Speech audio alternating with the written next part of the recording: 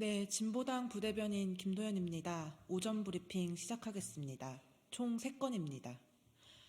중대재해처벌법 유예가 윤석열식 민생이란 말입니까? 윤석열 대통령은 중대재해처벌법에 대한 50명 미만 사업장 적용 유예 기간 연장을 위해 직접 나섰습니다. 중대재해처벌법 유예 법안을 국회가 처리해야 한다며 압박하고 있습니다. 대기업 총수들을 몰고 다니며 민생쇼와 퍼주기를 하더니 총선이 다가오니 이제야 중소기업을 걱정하는 척하며 중대재해처벌법을 유예해달라는 꼴은 참으로 사납습니다. 중대재해처벌법의 제정 의미를 윤석열 대통령이 잊고 있는 듯합니다. 반복되는 산재 사망 사고에 대한 사업주의 경각심을 일깨워서 최소한의 안전이 담보되는 작업장 환경을 만들기 위해 제정한 법임을 다시 한번 알려드립니다. 윤석열 대통령의 말대로 처벌만이 능사라는 것이 아니라 산재 사망 사고를 예방하자는 것입니다.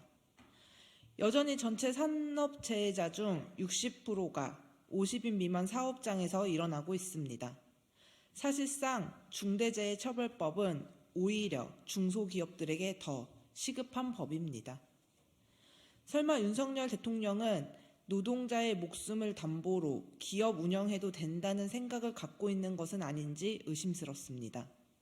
사안이 터질 때마다 강력 처벌을 외쳤던 윤석열 대통령입니다.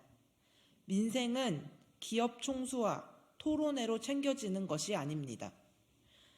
진짜 민생을 챙기겠다면 중대재해처벌법이 제대로 실현될 수 있도록 노력해야 할 것입니다. 네, 두 번째 브리핑입니다. 경찰까지 가담한 해병대 수사 외압이야말로 범죄 은폐 카르텔입니다. 어제 군인권센터는 기자회견을 열어 최상병 사망 사건 관련 새로 입수된 2개의 녹취록에 대해 설명했습니다. 녹취록에 따르면 해병대 수사단은 경북경찰청에 수사 기록을 넘기면서 대통령실에서 외압이 들어올 거다고 분명히 밝혔으며 경북경찰청은 이를 인지했음에도 불구하고 정식 이첩된 사건을 국방부 검찰단에 넘겨줬습니다. 일선에서 정식 인계한 기록을 국방부가 탈취하는데 경북경찰청이 묵인으로 동조하고 심지어 지휘부는 밤 늦게까지 회의하며 탈취를 정당화할 명분을 상의한 것으로 추정됩니다. 가히 충격적인 명백한 수사 외압 정황입니다. 윤석열 대통령의 경로로 시작돼 국방부 검찰단이 기록을 빼내는데 경북경찰청 지휘부마저 일조했다는 것 아닙니까? 이 녹취록이 공개됐으니 경찰 역시 수사 외압 사건의 수사 대상이 되어야 합니다. 녹취에 따르면 해병대 수사관은 사람이 죽었습니다. 사실규명을 위해서 그 책임자를 찾고 진실 밝히고 이게 뭐가 잘못되었습니까? 라고 했습니다. 지금 온 국민이 함께 이렇게 묻고 있습니다. 진실규명을 왜 방해하나?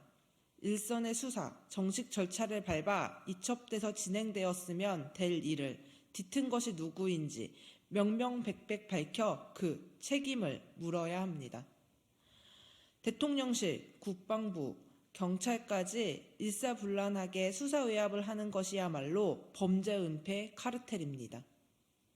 이 카르텔을 뿌리 뽑기 위해 국정조사를 반드시 실시해야 합니다. 네, 마지막 브리핑입니다. 자사고 외고 존치로 사교육 카르텔에 베끼든 윤석열 정부입니다.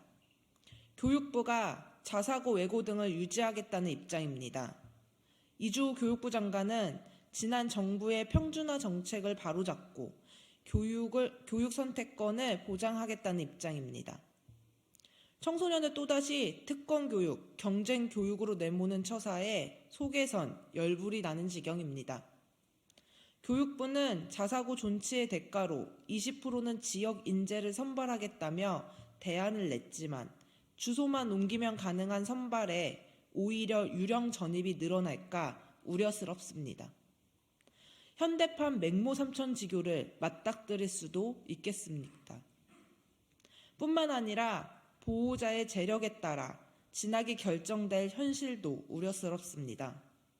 며칠 전 자사고, 외고 등에 재학하는 학생이 일반고를 재학하는 학생보다 3배에서 6배 많은 사교육비를 지출하고 있다는 사실이 밝혀졌습니다. 20여 년 전 제가 학교를 다닐 때에도 음악시간 자유학기 실기시험에서 플룻을 부른 학생은 A, 피아노는 B, 리코더는 C 점수를 받은 적이 있습니다.